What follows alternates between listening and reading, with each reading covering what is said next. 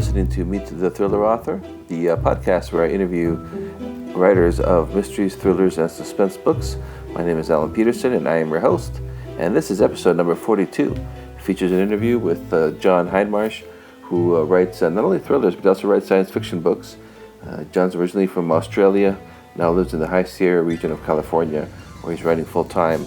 And John's actually, I know John in real life. He's a part of an indie local group that we have here in the Bay Area, and that we meet. And he comes down from the mountain every now and then, and meets with us down here in the San Francisco Bay Area. So it was a lot of fun to interview John for the podcast. Before I get to the interview, I'd like to ask you to please take a moment to rate and review this podcast on iTunes. It really helps me get the word out about it to other people. So I'd appreciate if you would do that. So here's my interview with John Hindmarsh. Hi, everybody. This is Alan Peterson with Meet the Thriller Author. And for this episode, I have John Hindmarsh on the line on Skype. And he writes thrillers. He also writes science fiction books, so we'll talk about that too. But we're going to focus on his thrillers. And John, how you doing? I'm enjoying a view of blue sky and snow at the moment. Oh, nice. Yeah, not up in the mountains, right? Yep, Lake Tahoe. Yeah, I was just thinking that you're the third person that I'm interviewing for the podcast that I've actually met in real life. Oh, yeah. Right. Yeah, so that's kind of an interesting little side note I was just thinking about. For the listeners, can you tell us a little bit about yourself and your books? Sure. I'm Australian. The accent is slightly blurred because I've traveled and lived and worked in a number of countries, from New Zealand to the UK to Turkey to Singapore to Thailand to you name it. I've been there, sort of thing. I think I've worked in about 12 or 14 countries. So that has an obvious influence on my writing because I've got memories of different places that I can draw on to put into my stories. Yeah, that should be really cool too, because most people rely on Google Maps, and you can go from memory of all those places you've been to. Well, it helps add a little bit of color. I still use Google Maps. It's a good way to localize yourself because you can see you can see the buildings and so forth, and that's a good refresher. Yeah, that is amazing. I could just look at the street or how traffic is at a certain area. I love Google Maps and the YouTube videos on that. Yep. So can you tell us a little bit about your thriller series, the Mark Midway series? Yeah, I created this guy who I call Mark Midway, and I got very creative about the titles of the books, and that's why they're called Mark 1, Mark 2, Mark 3, Mark 4. And I'm about to start on Mark 5. He's genetically engineered, but he doesn't know by whom or where or when or who his parents are or anything like that. And part of his motivation is to both find out his history, but also to have a family life, because he never had that. So that's the background of the personality. The genetic engineering just increases his reflexes, probably his intelligence level, but not to any marked degree. They're light thrillers as opposed to dark or noir thrillers. And I use a bit of science. I use a bit of banking. I worked in banking as an IT consultant, so I bring a little bit of that into, to flavor the books. I sometimes get the FBI stuff wrong because I haven't worked for the FBI, but readers tell me about that. Oh, so that's good. So you get feedback from the readers. You could make changes if necessary. Yep. I get feedback. And is Mark Midway, is he American or British or Australian? Oh, well, because of his genetic engineering, we're not really sure, but cool. He originated somewhere in a lab in Eastern Europe, and the first book starts with him being taken as a child from a location where he was being looked after by a housekeeper and a drunk alcoholic tutor, and the person who picks him up assassinates both of those and takes this young child to Centraal Station in Amsterdam and hands him over to a lady who takes him to America. So that's the sort of prologue to Mark 1. and the story picks up though when he's a young adult. So it just gives a bit of mystery around his origin. Mm-hmm. That sounds really awesome. And is each book? I mean, it's part of a series, but are they each each adventure is a standalone story? It's difficult to sort of put in the fourth book everything that's happened before, so they have to be standalone to a large extent. It's very difficult with a series that's going to end up with being 5 or 6 or 7 books, to have them not as standalones. There's a little bit of the history that's relevant, but generally you can pick it up and read it. I think, version 4, you don't need to have read version 1 or the first book in the series, but it would help because it's got a little bit of that background and so forth. And I see you also write, I was looking at your website, you also write the science fiction books as well. Is there a big difference between writing a science fiction and a thriller?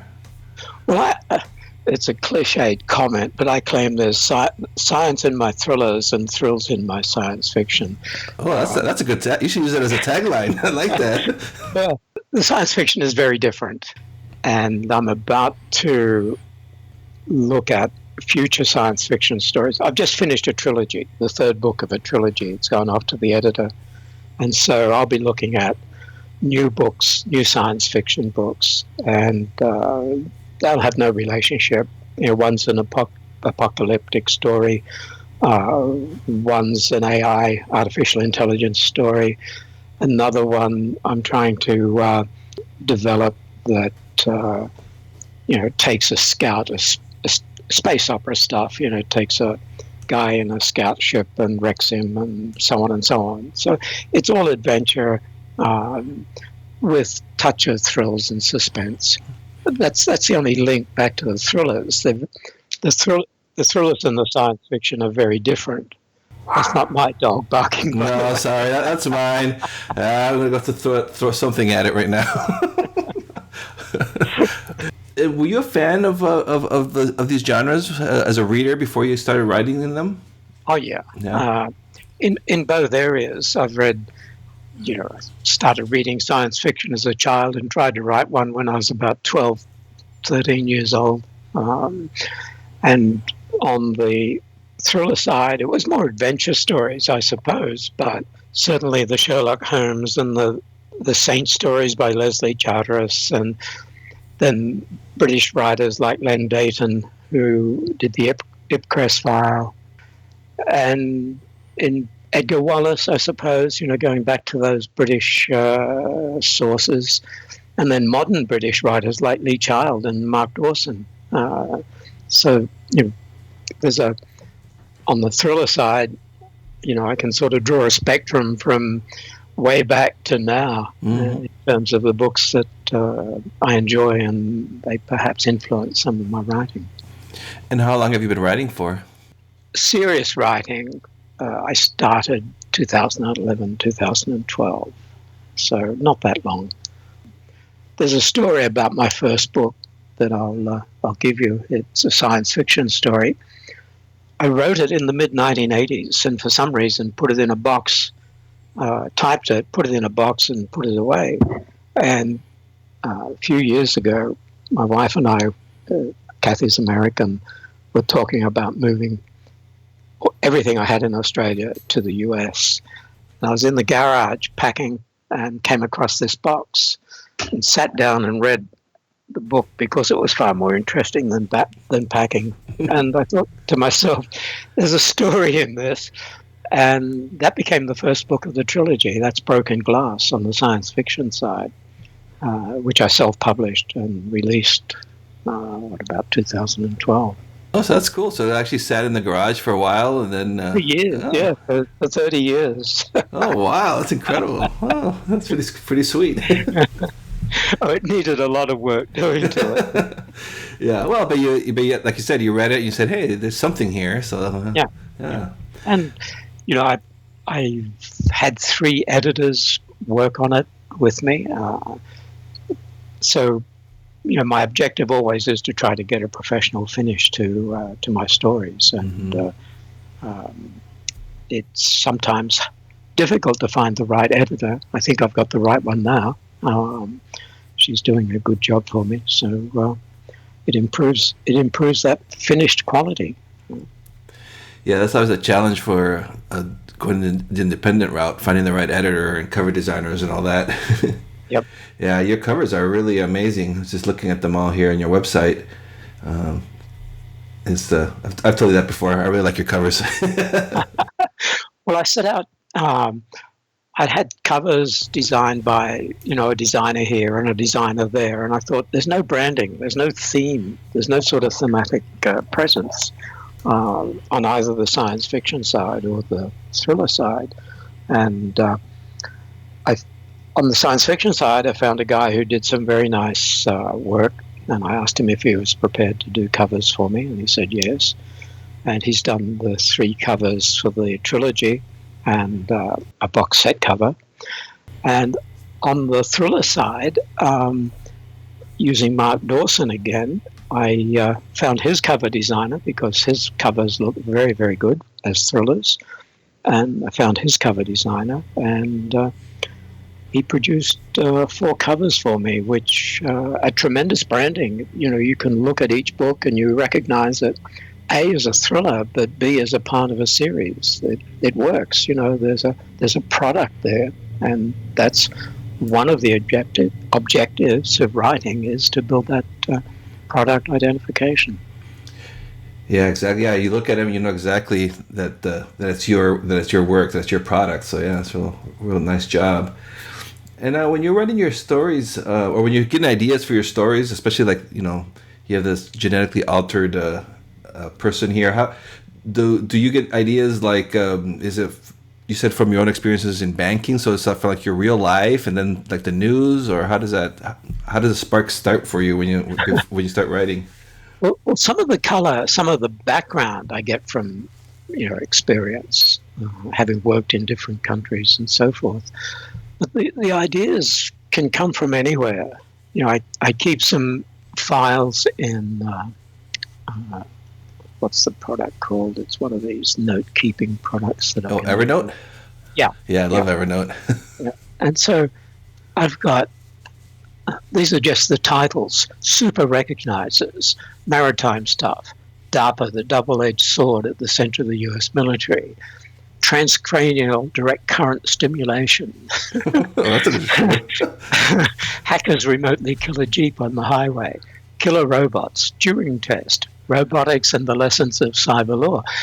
So, I gather this material and as a part of the research, and I then utilize some of it, or it sits there and does nothing. But the super recognizer is a topic that I want to use in an offshoot thriller of the Mark Midway series.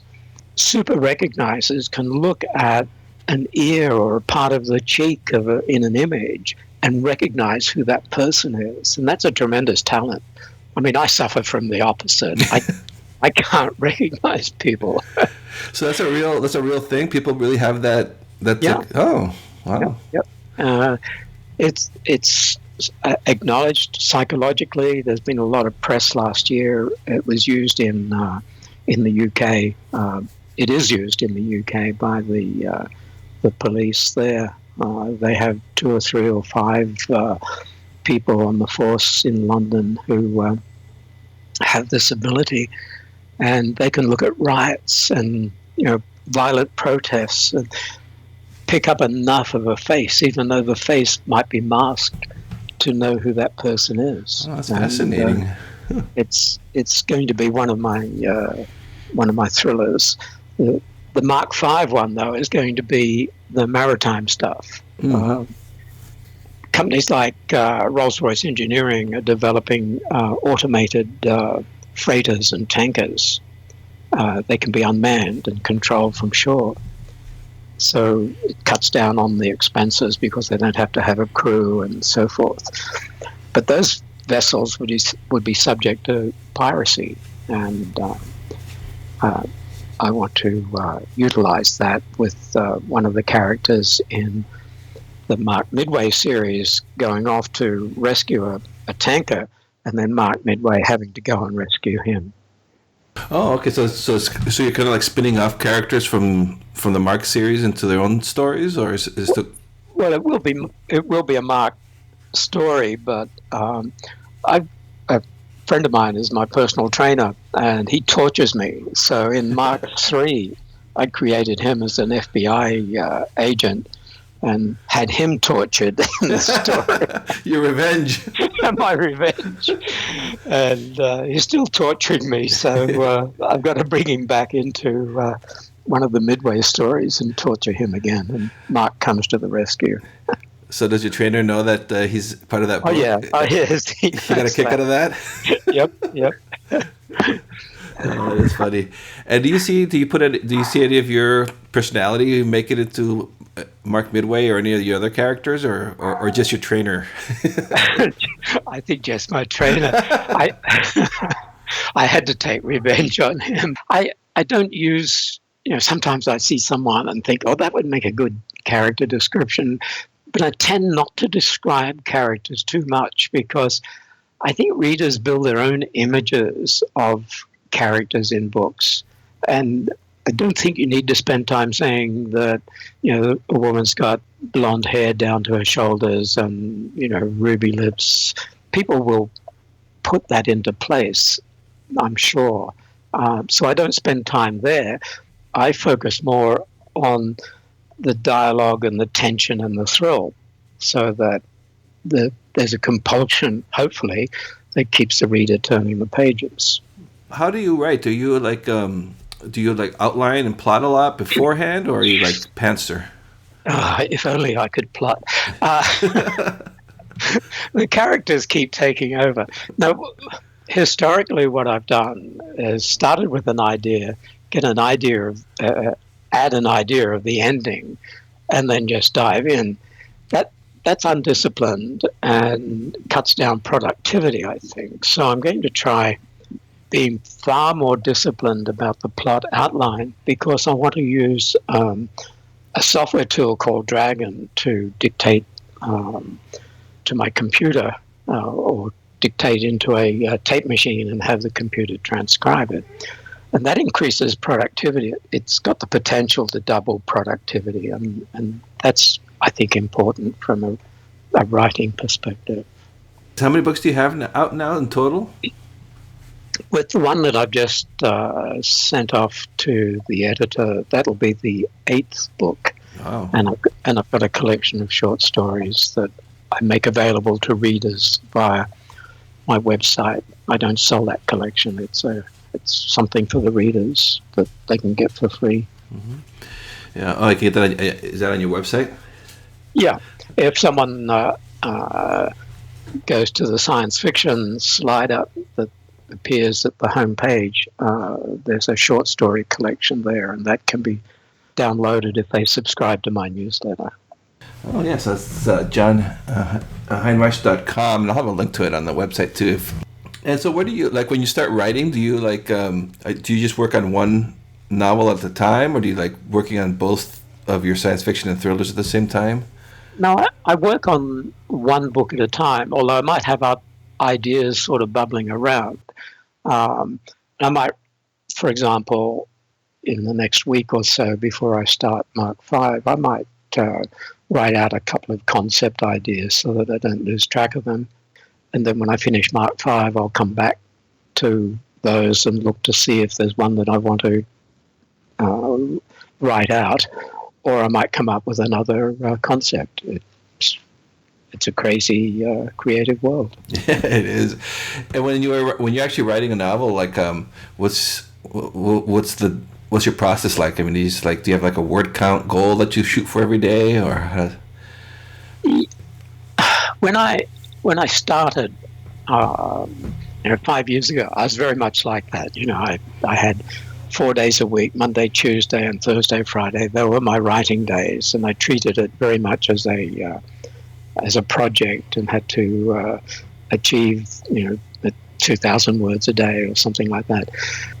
Then a couple of years ago, I went back and did some more consulting in the finance industry for a year, and that sort of drew me out of that writing approach. And so last year when I came back into it, it was just head down and tail up. And I released 2 books last year and did half of the book that I'm getting edited at the moment. So I did about 2.5 books without that project discipline. So at the moment, I don't know what my process is going to be. I want to do plotting. I want to use the dragon dictation approach, and that could give me a 3,000 to 5,000 word a day output if I do it properly. But it means I've got to train myself to tell the dictation software where to put the commas and the dashes and the new lines and so forth. So it's going to be an experience. Yeah, that's interesting because you always hear that the dragon users always say you got to train your dragon, but yeah, you have to train yourself to train the dragon. It's a two-way street. Yeah. And then you also have to dedicate time for like the business part of it too, the marketing and all that stuff. Do you dedicate time for that so it doesn't interfere with your writing, or? It's been a mix. I started getting serious with 2 new books going out last year. I started getting serious about marketing probably in October, November, and it's taking, I suppose, 40 or 50% of my time to organize marketing, to work out promotions, to get newsletter subscribers, to write to them in newsletters and then reply to them when they reply to me. It is time consuming. Even designing the website last year, I didn't develop it, I designed it. That was time consuming.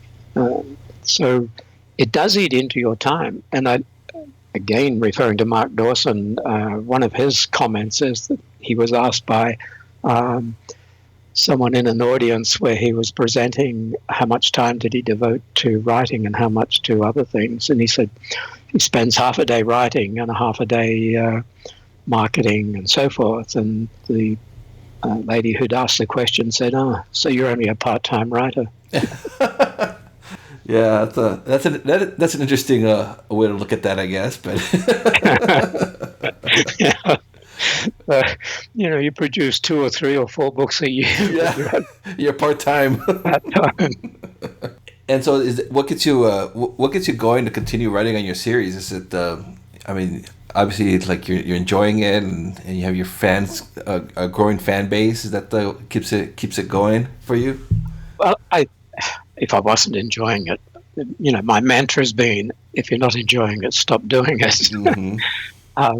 And that's even been with the IT consulting. If you get on a project that's totally not what you want to do, it's a nonsense to continue on if you're not enjoying it. So you've got to be prepared to make that break. But writing has been sitting on my shoulder for years and years and years. There's something to, it keeps nudging me saying, you've got to write. And I sat down the other day and wrote out the number of concepts that I've got, ideas for books, ideas for series. And I got to 9. Wow. And I thought, okay, I'm going to be writing for the next 20 years. Your retirement. Yeah, so much for retirement. I spend probably a good 8 to 10 hours a day in both writing and doing the promotional work and so forth. There's no retirement here. Mm-hmm. And do you work out of do you have a special, a area in your house, like a home office or something that you always work out of, or do you mix it up and go to a coffee shop? I'm not a coffee shop writer. I mean, I go to a coffee shop because I like coffee, but I can't sit there and write. I haven't tried it, so maybe I could. But if I'm going to use Dragon, there's no way. Oh, yeah, that would be impossible. Yeah. I've got a study or an office, whatever you want to call it, that's on the second floor. It's got a view of the backyard, and I can see probably 30 trees, pine trees. They're 40 foot high with a hell of a lot of snow. Yeah, I was just going to say that to the listeners. Is John's backyard is? I've seen the pictures. It's like the Sierra Mountains. It's beautiful with a lot of snow right now. It's I've had up to 6 feet. We've got a 6-foot fence around the block, and it's been up to the top of the fence. It's now down to about 3.5 feet, so it's melting. Oh, okay. Only 3.5 feet. And it's been a rough winter here in terms of the need to do snow shoveling. I've got a snow shoveler elbow.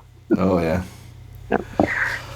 Yeah, I remember those from my years in Minnesota. But that's a lot more snow than we would get at one time. Well, they've had, I think I mentioned that, they've had 60 feet of snow on the mountain resorts. Wow. So it's been a tremendous season.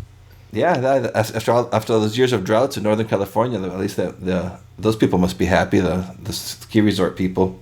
Oh, yes. Wow. But it stops me walking. I like to walk in the mountains, in the forest. There's a forest area that got burnt out 8 or 10 years ago here, and there's a lot of regrowth, and it is just so nice to walk in, and that's where I do my creative thinking. Is I go for a walk, and if I strike a block of any kind and think I don't quite know where this should go, I get up and go for a walk. And do you take a notebook with you, or do you record it if you get an idea when you're walking? Well, I'm going to take a recorder because I want to get this damn dragon thing sorted out. But I don't take a notebook, but I'll be talking to myself into a little recorder because that's part of the voice recording process to computer is to record to a file on little hand recorder and then transfer the file across to the computer and have it transcribe into a Word document. So that's going to be an interesting process. Is that Mark V that you're going to be using that? Yep. Yeah. Yep. Mark V is the starting point for that process. Yep. Oh, we'll have to do a follow-up interview. I'm curious to see how that works out for you with the dragon and dictating versus. I mean, there's still a lot of writing to be done because I'm imagining afterwards, but still it's an interesting process. It's fascinating to me. So are you? So that's the next one. That's what you're working on next. Is Mark V? Yep, Mark V. Okay. When do you anticipate that coming out? Go away. Yeah, that's a loaded question. Assume a 3-month cycle. There you are. It's going to depend on how long it takes to adapt to Dragon, and if I can get the productivity that Dragon promises. I don't mean Dragon the company, but the technique of dictating. If I get that productivity, then I'll have a book off to an editor in 2 months' time. If I don't, it'll be 3 months' time. A busy year. Yep. Yeah. Well, I've got to write these books. Yeah, exactly. Yeah. It's sitting on my shoulder, beating me up. Write me. So do you still find you're so busy with the business and the writing? Do you still find time to read? Oh yes. Yeah. I read science fiction and I read thrillers. One of my favorites is Lee Child. I would sit down and read a Lee Child book any moment, and looking at the bookcase behind me, which is predominantly science fiction for some reason. It's everything from Asimov to Weber, with people like Modesett or Cherith or whoever in between. Yeah.